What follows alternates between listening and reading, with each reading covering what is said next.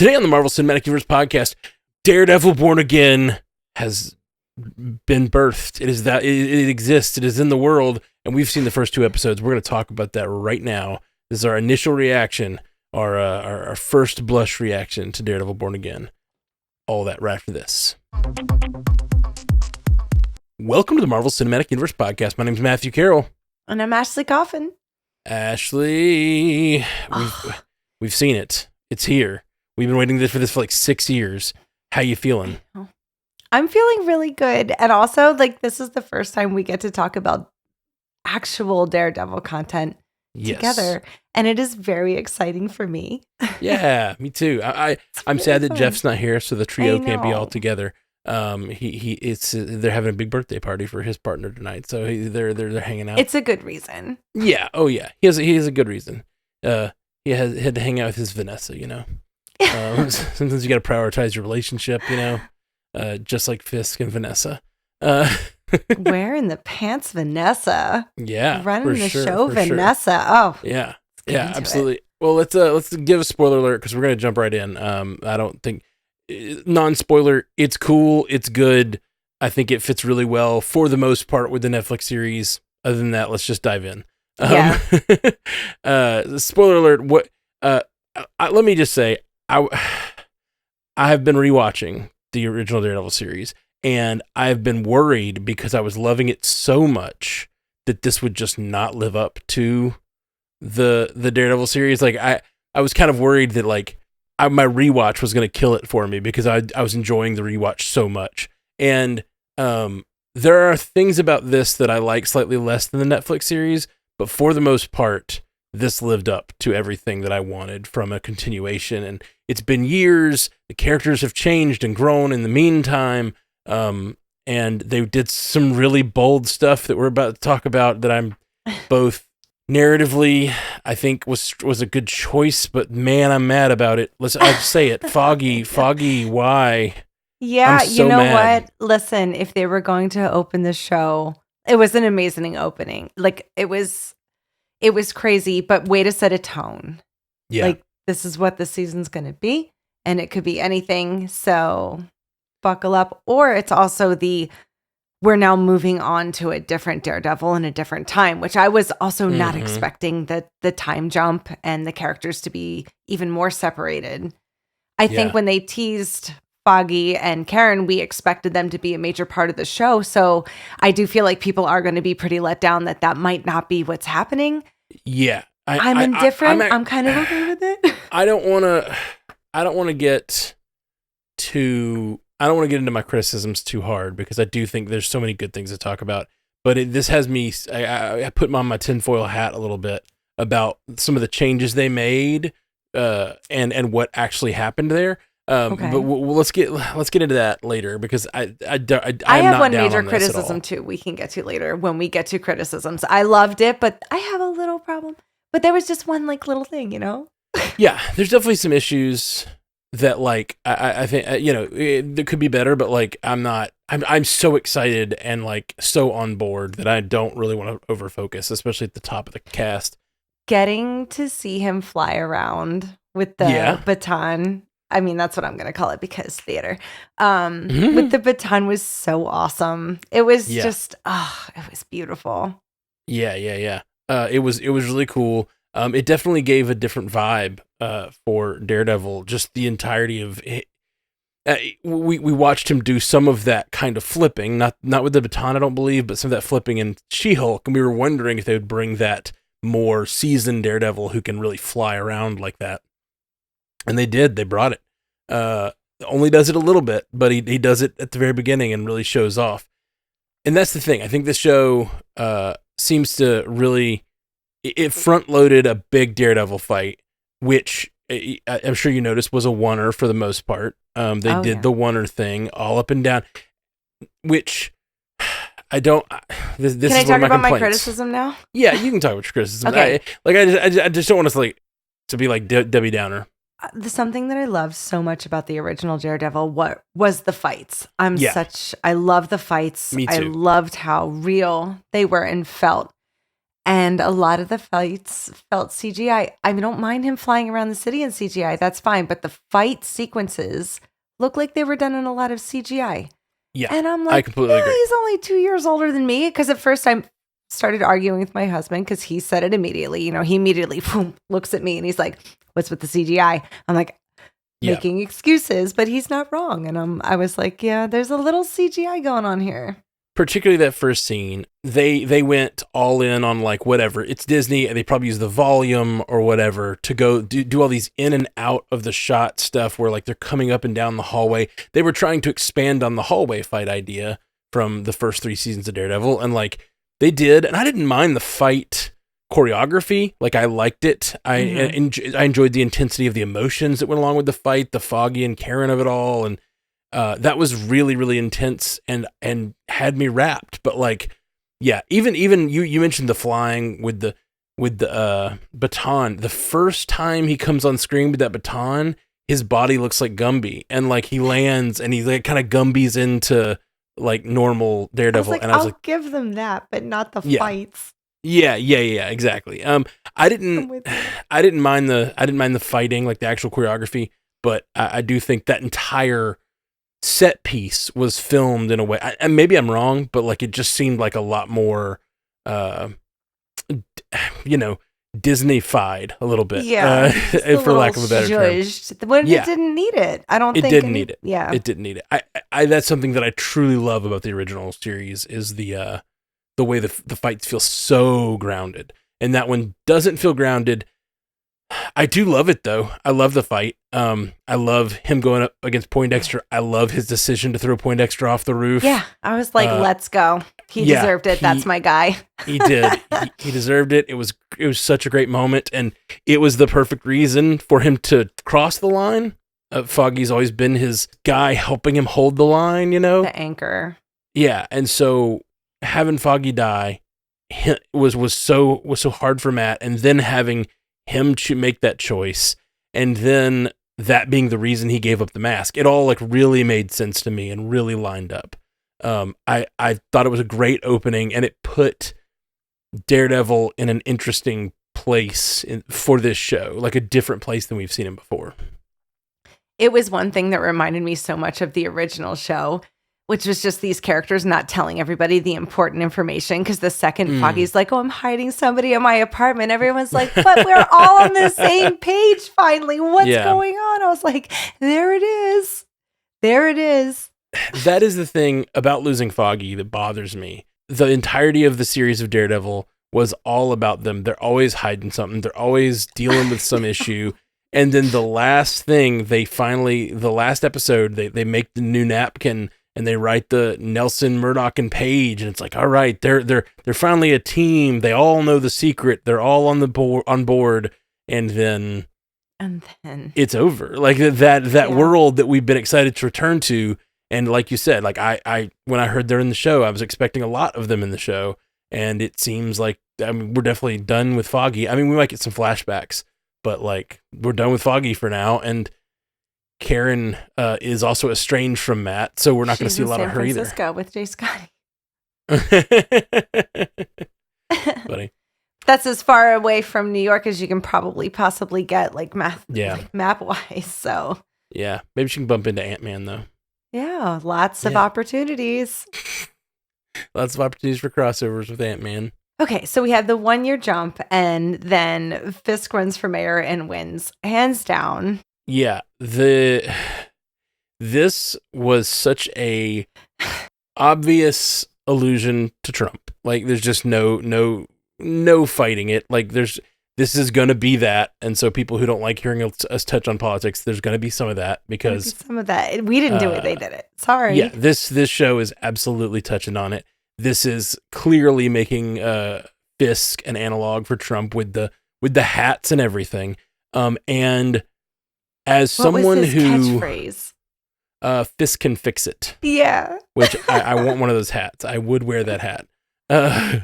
As someone who is not a fan of Donald Trump and has serious reasons for that, and I won't go too hard into them here, but I'm a big I'm very anti-Trump, and watching Matt walk around the city, hearing all the people praising Fisk, and just like so many people on board with it when he sees Fisk in such a completely different light.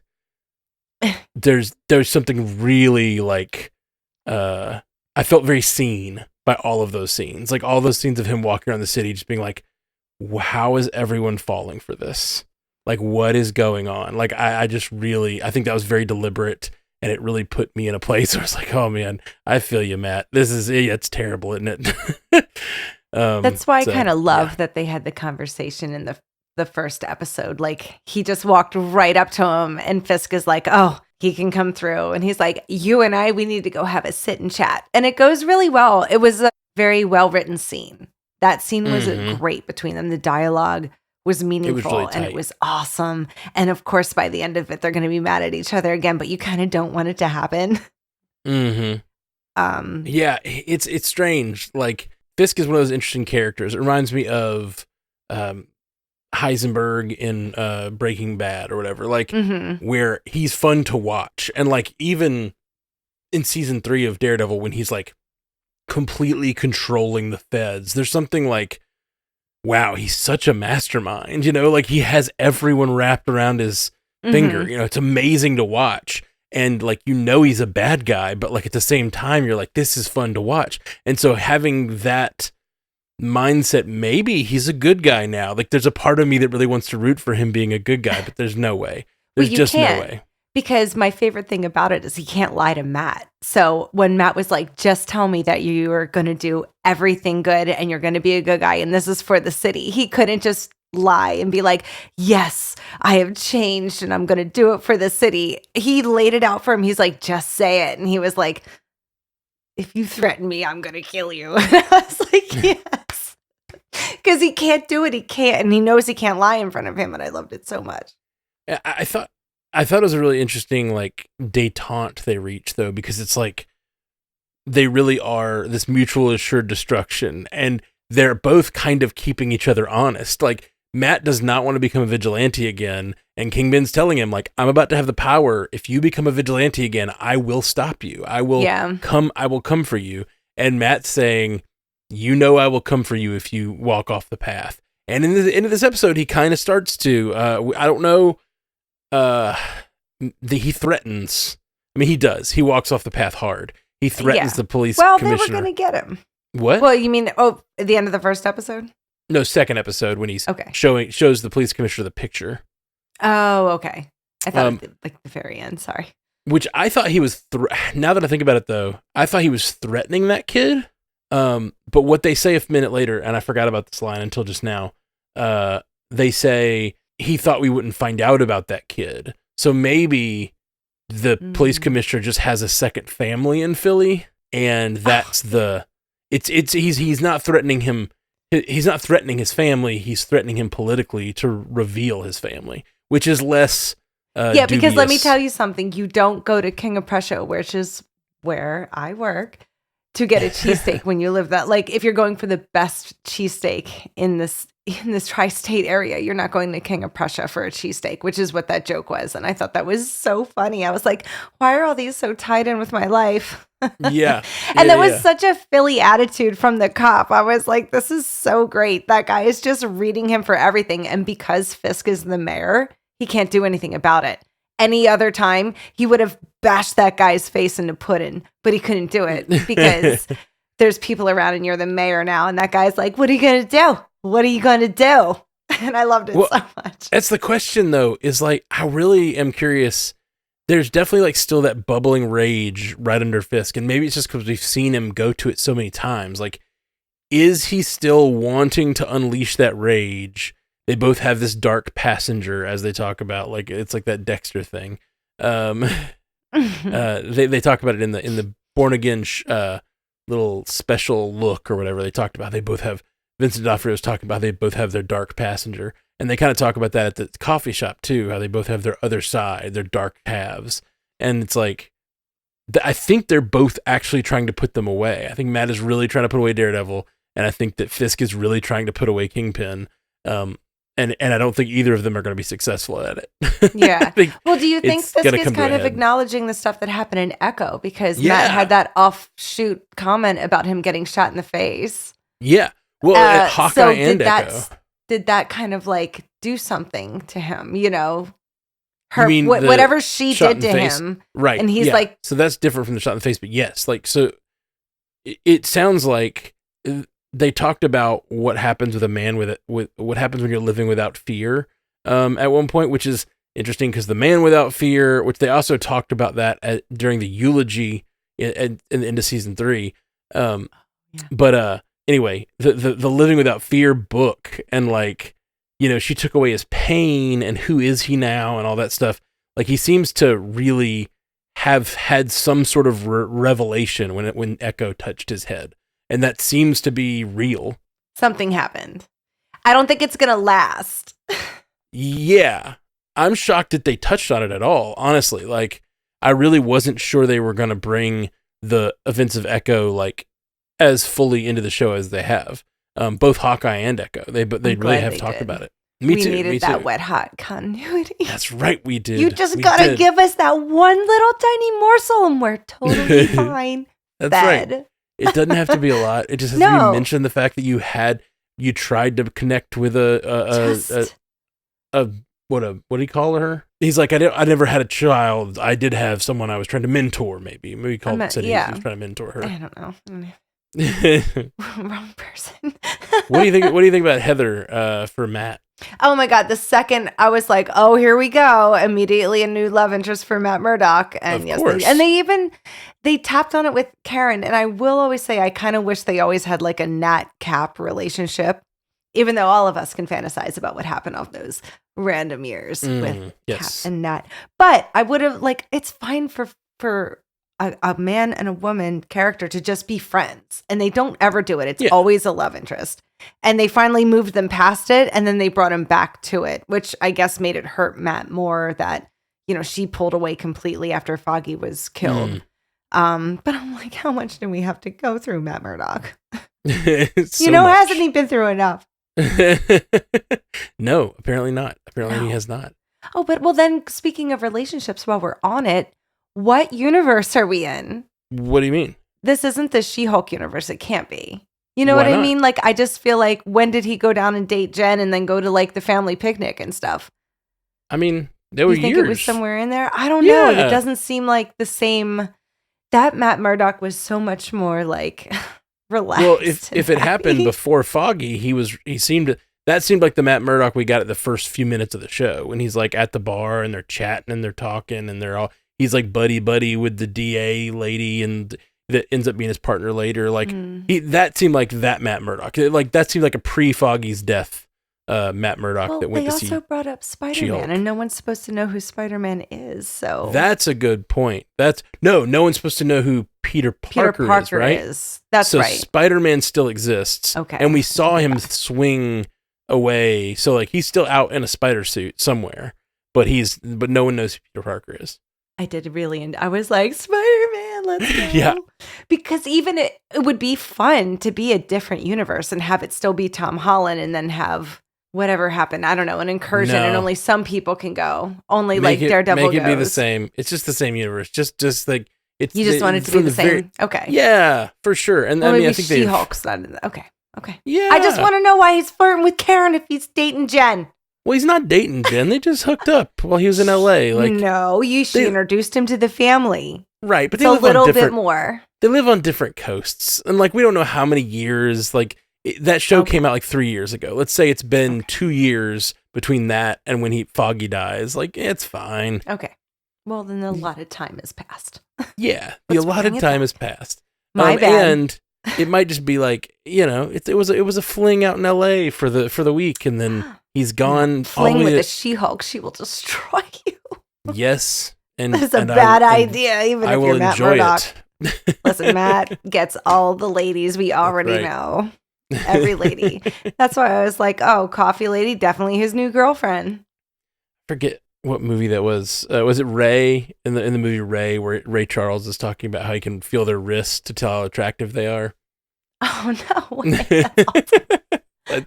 Yeah. Ooh, I have very dainty wrists. It's like I remember it because it was in the trailer, and he's like shaking their hand and like feeling their arm. That's an amazing line. Yeah. Oh, I would immediately fall like I'd be like, yes, one night stand. Jerry, I guess, is kind of like our new Foggy, keeping Matt in order. But Jerry, you also have no idea what we've been through. Is it Jerry or Cherry? What's his name? Did you hear Cherry also? I thought it couldn't possibly be Cherry. Chat, is it Jerry or Cherry? I was assuming it was his last name because he's a cop, like the Officer Cherry or something. Okay. That's what I thought they were saying anyway. Well, Cherry has no idea what we've been through. Saying those things to Matt Murdock. You have no idea the sorrow and the loss and what he gave up to not wear an Armani suit. Everybody was on him about his suits, and I was like, wow. Yeah. He's choosing to do the good stuff, the good law. Cherry. Everyone's saying Cherry. Okay. I thought so, but I wasn't 100%. Thank you, TV and movie guy. Yeah. So yeah, what it was interesting. Cherry revealed the fact to him that he was Daredevil. Okay, here's my tinfoil hat theory. I wanted to say this, but here's my tinfoil hat theory. They wrote this show, and then they said they scrapped it and started over and brought in all the other characters that they were missing. Right? Okay. Like that was supposedly what they'd said they did. And the thing they said was it's like one of the reasons they scrapped it was it's like 4 episodes before he even puts on the suit. So like people were really upset that they had so many episodes written where he doesn't even do Daredevil stuff. He's just being a lawyer, which is what we're getting this season.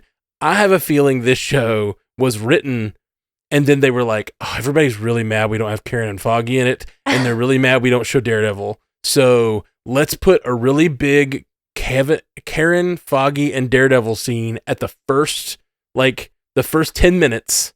And then the rest of the show is kind of similar to what they were planning to do to begin with. I'm fine with it. I am too. Oh, it's a lot and it's sad and it sucks, but ballsy. And I cannot help but applaud the ballsy. Yeah. Yeah. I hope what we go on to see is really, really killer. And I think it will be. And we're already seeing the veil slip from both Daredevil and Fisk are both like, I love it felt like he lost his 1-year chip when he had to beat up those 2 guys in the apartment. Like, and he has just screams. He was like, no. Yeah. I loved it because that really did feel like he'd been able to control his violence addiction for all this time, but then they pushed him into a corner. Well, what are you going to do? Shoot? I was like, Matt, they're going to shoot you in the head. They're going to shoot you in the head. What are you going to do? You got to do what you got to do. You got to Daredevil. I think it's interesting because I think he really was just going to let them beat him up. Like, let them beat him to a pulp. But once they got the guns out, he's like, I can't not defend myself. Yeah. It's pretty great. Let's run a few feedbacks real quick just to see what people are saying. David Brewer says, didn't expect Foggy to be killed off in the first episode. Did not follow the comic run. I didn't either. I don't know if this is from the comic run or not, but it was a bold call. I'm wondering if, like we talked about, they did all the work to build this show and the actor playing Foggy didn't want to come back or something like that. Like that was, it's very possible he was like, I've already done that role. It's been 10 years. Like, I don't really want to come back and be that.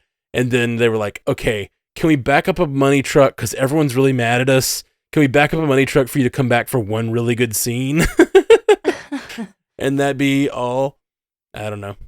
And then Josh says, Matt and Karen both had to hear him die. So sad. Yeah, that was devastating. Absolutely. Yeah, I would absolutely push Poindexter off the building. Boop. Yeah. Oh, he threw him on his face. He hit face first. And I'm wondering if the only reason he survived is because that steel spine that he has. Do you remember that? Oh, yeah. Well, he also survived because he's obviously going to escape from prison. Like, he's at coming some back. point, he's coming back. But I thought it was the last thing we saw from him in season 3 was them like stitching up his steel spine. And he's a screamer. Yeah. And I loved the first thing we see is him reaching up to that bulb to screw it in, and you see the bullseyes on his like gauntlets. Did you notice that? Oh yeah, the cute, and he had this little mask. It was fun.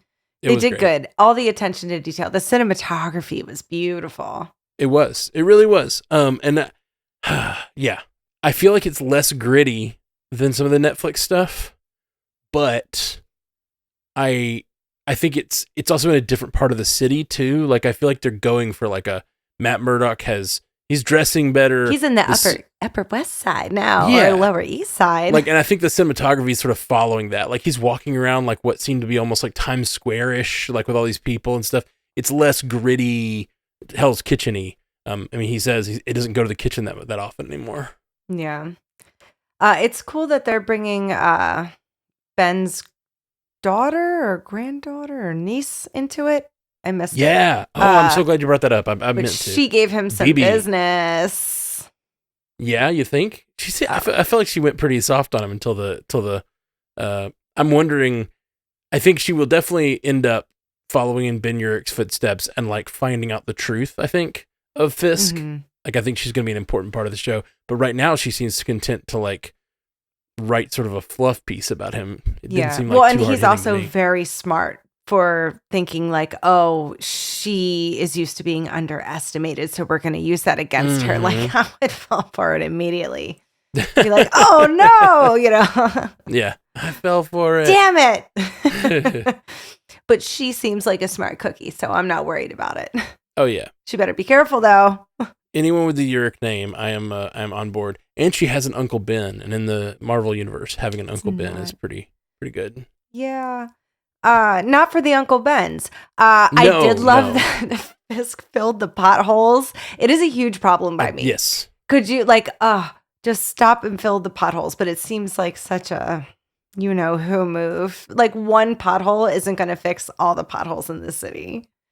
Right. It's a really bold move, and it definitely reminds me of some of the political stuff now where it's like, look, we did a thing, and it's like you did a tiny thing that doesn't fix any of our systemic problems, but you did something, and that's to some degree what people want to see is just that you're doing something. And so from politics, and as this episode is called Optics, that second episode's called Optics, like that's an optics move.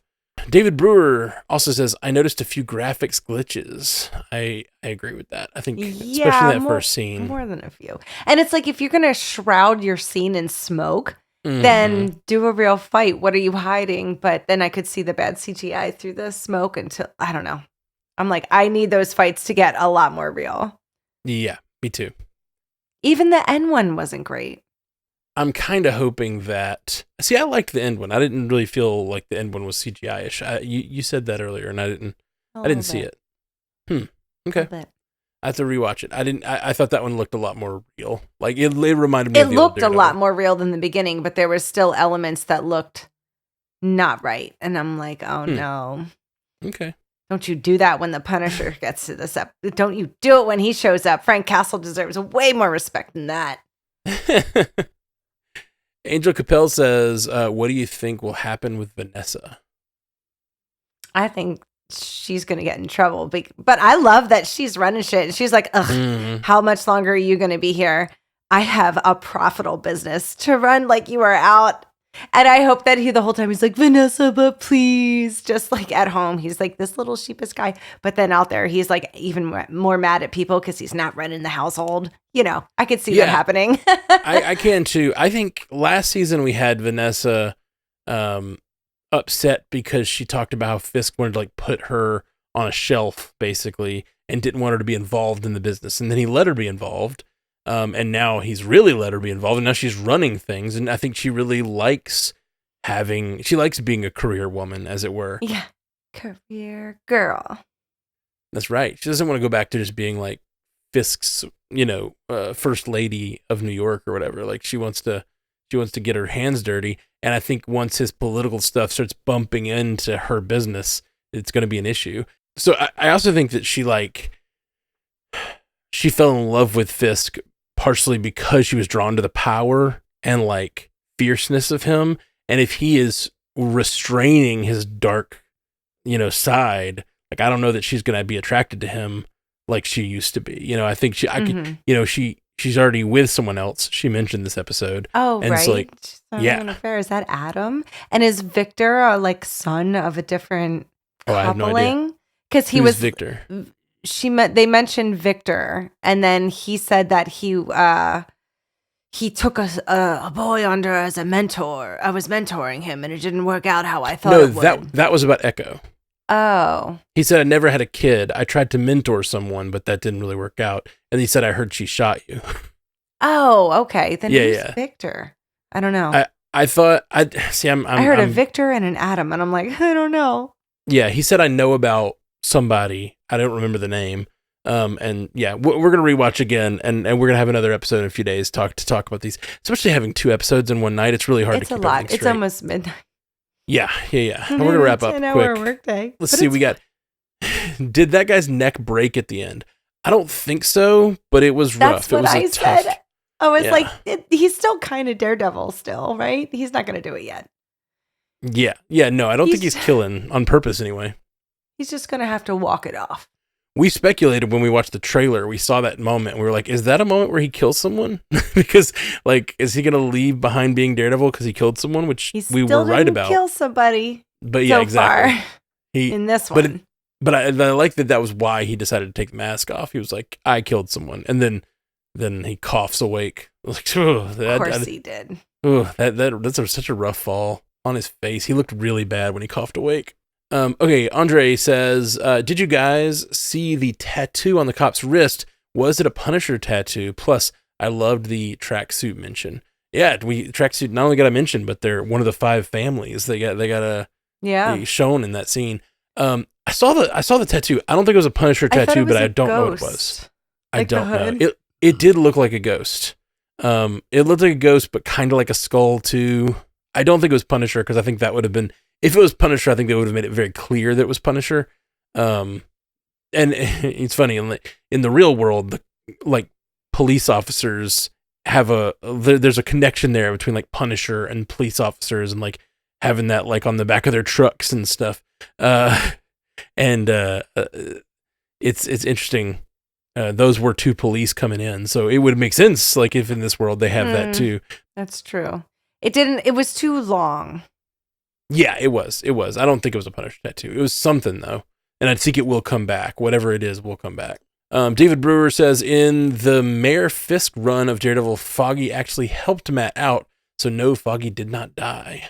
Oh, I guess they're talking about the comic run versus this. Yeah, we were talking about, somebody earlier said, they didn't read the comic run. They didn't expect Foggy to die. And I don't know that this is based on one run. It may be based on many. I don't know if I'm assuming Foggy may have died sometime in the comic, but maybe not. I don't know. This was really shocking to me. I am mourning shocked. Foggy still. Yeah. Yeah, it's sad. Like I knew it was a possibility. I watched an interview, and I shouldn't have watched any interviews this week, but I watched an interview with Charlie Cox. He said, we do something really bold that I'm still not sure we made the right decision, but it was a really bold decision. So I stand behind it.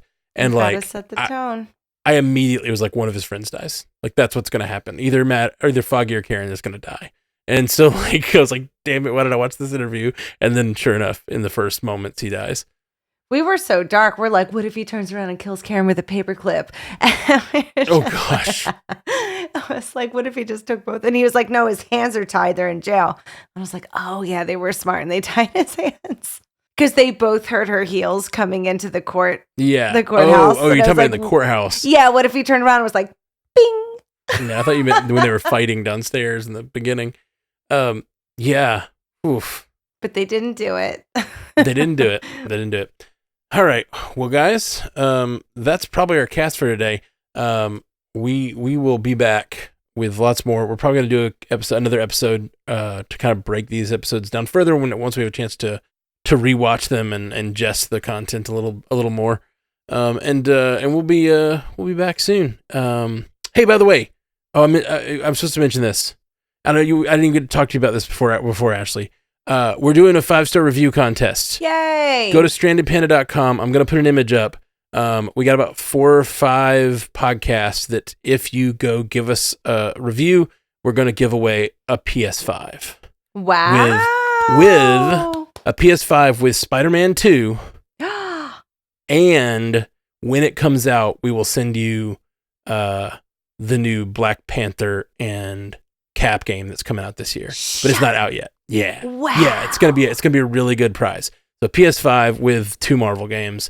So yeah. So Leave you the go give us a 5-star 5-star review. reviews. Do not mention that you're leaving a 5-star review to get a PS5. Yeah, don't do that. Just do it if you like the show. And you can do it on any of the Stranded Panda podcasts. So at strandedpanda.com, I'll put a banner up tonight. Like Bill and Ashley's Terror Theater, you know. Bill and Ashley's Terror Theater, Multiverse News. No. All of them. Do it on all of them. You don't have to pick. There's like no competition here. 10 Bill and Ashley's Terror Theater, Multiverse News, Marvel Cinematic Universe Podcast, Animation Deliberation, Source Pages. We got a lot of podcasts over here. Bingers. And, Bingers Assemble. Always watching. Always watching. We got too many podcasts. Goodness. So if you do it on any of those, and I'll put a graphic up for the ones that will count. And if you do it on any of those, we will pick randomly at the end of this month. So PS5, do it.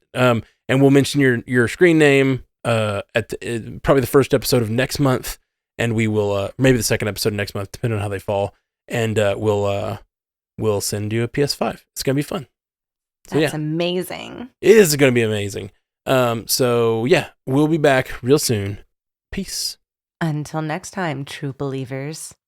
Hey, you just listened to the Marvel Cinematic Universe podcast from Stranded Panda. I really hope you liked it. Let me just say a big thank you to all of our supporters on patreon.com/MCUcast. You are the lifeblood of our little operation here, and a huge thank you to our insanely generous Illuminati tier patrons, Walter Kreisky III, Lieutenant Bongo, and Jazz Viz. You guys are amazing. If you'd like to see our beautiful faces, you can catch a video version of many of our episodes at youtube.com/strandedpanda. Love you 3000, my friends.